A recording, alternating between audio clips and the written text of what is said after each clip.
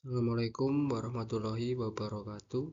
Perkenalkan, nama saya Johan Siswandi dari kelas TI 24I dengan NIM 24416226201287 dengan dosen pengampu Ibu Insinyur Anissa Indah Pratiwi, STMT.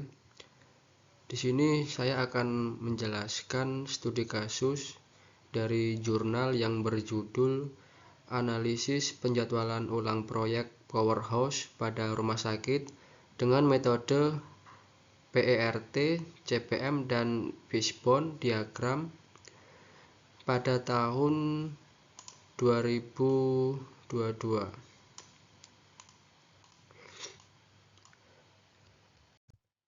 Latar belakang dijelaskan penjadwalan proyek merupakan faktor penting dalam keberhasilan suatu proyek konstruksi karena berkaitan langsung dengan efisiensi waktu dan kualitas pelayanan. Perusahaan kontraktor dituntut untuk menyelesaikan proyek dalam waktu yang optimal agar dapat meningkatkan kinerja dan kepuasan klien. Namun dalam pelaksanaannya sering terjadi keterlambatan akibat perencanaan waktu yang kurang tepat. Nah, pada proyek pembangunan powerhouse di rumah sakit Dr. Rifau Abdullah ini ditemukan adanya potensi ketidakefisienan dalam penjadwalan yang dapat menyebabkan keterlambatan pekerjaan. Oleh karena itu, diperlukan analisis menggunakan metode CPM, yaitu Critical Path Method, dan PERT, Program Evaluation Review Technique, dan Fishbone, yaitu diagram untuk mengevaluasi serta memperbaiki sistem penjadwalan proyek agar lebih efektif dan efisien. Nah, ini kita lihat data kegiatan, yaitu yang pertama persiapan dengan kode A itu perlu waktu sekitar 3 minggu, dan pekerjaan lantai 1 dengan kode B kegiatan yang mendahului A. Jadi di sini pekerjaan lantai 1 itu harus terlebih dahulu ke nomor 1, yaitu persiapan dengan waktu 2 minggu. Yang ketiga yaitu pekerjaan lantai DAK dengan kode C. Kegiatan yang mendahului yaitu kegiatan A, yaitu persiapan dengan waktu 2 minggu. Dan yang keempat, pasang dan pelapisan dinding dengan kode D. Kegiatan yang mendahului yaitu B dengan waktu 3 minggu. Dan yang kelima yaitu pasang lantai dengan kode F. Kegiatan yang mendahului C dengan waktu 4 minggu. Yang keenam, pasang plafon dengan kode F. Kegiatan yang mendahului D dengan waktu 3 minggu. Dan yang ketujuh, pengecatan dan viket dengan kode G. Kegiatan yang mendahului F dengan kegiatan yang mendahului E dengan waktu 2 minggu. Dan yang terakhir yaitu pasang kusen pintu dengan kode H. Kegiatan yang mendahului F dengan waktu 2 minggu. Data hasil kegiatan untuk PERT. Nah, di sini kita lihat yaitu dengan kode A yaitu pekerjaan persiapan, waktu optimasinya 1 minggu, dan untuk waktu realistis 3 minggu, waktu pesimisnya 4 minggu. Dan untuk kode B yaitu pengerjaan lantai 1 dengan waktu optimis 1 minggu, waktu realistis 2 minggu, dan waktu pesimisnya 3 minggu. Dan yang ketiga itu C, pengerjaan lantai DAK dengan waktu optimis 2 minggu, waktu realistis 2 minggu, dan waktu pesimisnya 4 minggu. Dan yang keempat yaitu kegiatan D, pasang dinding dengan waktu optimis 2 minggu, waktu realistis 3 minggu, dan waktu pesimis 4 minggu.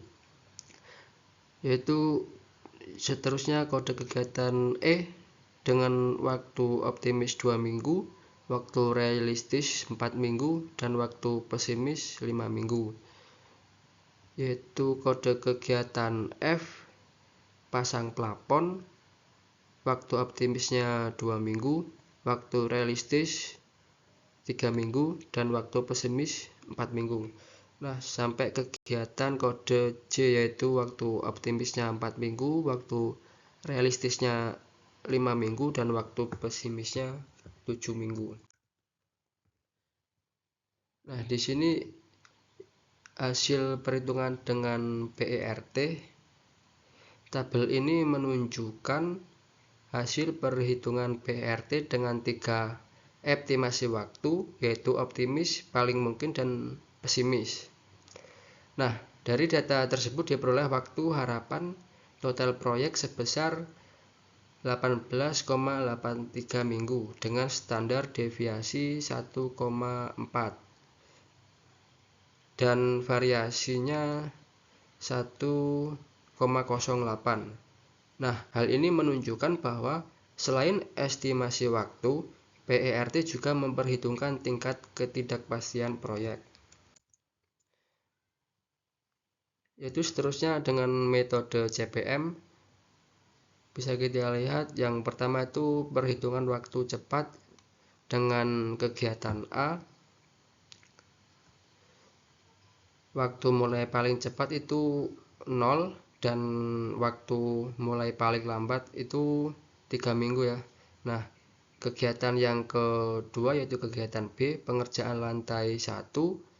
Waktu paling cepat 3 minggu, waktu paling lambat itu 5 minggu. Nah, untuk kegiatan C itu waktu paling cepat 3 minggu, untuk waktu selesai paling cepat itu 5 minggu, dan seterusnya. Nah, ini perhitungan waktu lambat. Kegiatan H yaitu pasang kusen dan jendela. Nah, kita lihat ini waktu mulai paling lambat 11 minggu dan waktu selesai paling lambat itu 14 minggu. Nah, dengan kode F yaitu pasang plafon dengan waktu mulai paling lambat 8 minggu dan waktu selesai paling lambat 11 minggu. Dan sampai kode A yaitu pengerjaan persiapan dengan waktu mulai paling lambat 0 dan waktu selesai paling lambat 3 minggu. Nah, ini data Slack. Kegiatan A, pekerjaan persiapan, waktu mulai paling cepatnya 0, waktu mulai paling lambatnya 0, dan ini Slack-nya 0.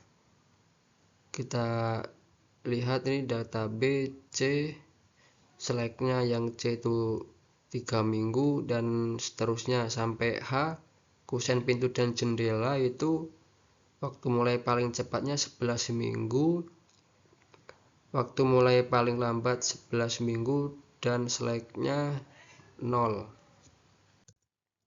Nah, ini kita lihat diagram hasil network dan CPM. Nah, ini yang pertama kode A itu pengerjaannya 3 minggu, dan yang kode B pengerjaan lantai 1 itu 2 minggu, dan D 3 minggu, F 3 minggu, H 3 minggu, C 3 minggu. Nah, yang ini yang C itu 2 minggu, yang E 4 minggu, yang G itu selama 2 minggu, dan yang I 2 minggu. Nah, dari hasil grafik ini dengan metode CPM kita dapat simpulkan bahwa dengan jalur kritis yaitu didapatkan melalui jalur A, B, D, F, H, dan J dengan waktu yang didapatkan adalah 3, 2, 3, 3, 3, dan 5 minggu, yaitu jumlah waktu selama grafik itu 19 minggu. Nah, jadi dapat disimpulkan bahwa dari hasil penelitian menggunakan PERT didapatkan bahwa pekerjaan paling lama dilaksanakan adalah selama 20,87 minggu dan paling cepat yaitu tadi 18,83 minggu, dengan probabilitas sebanyak 97,5%. Pada waktu penyelesaian 20,87 minggu dan 85%, pada waktu penyelesaian 18,83 minggu, dan waktu kritis yang dapat didapatkan menggunakan metode CPM yaitu sebesar 19 minggu. Waktu pelaksanaan ini lebih baik daripada aktualnya yaitu di dalam proyek 22 minggu. Oke, sekian presentasi dari saya.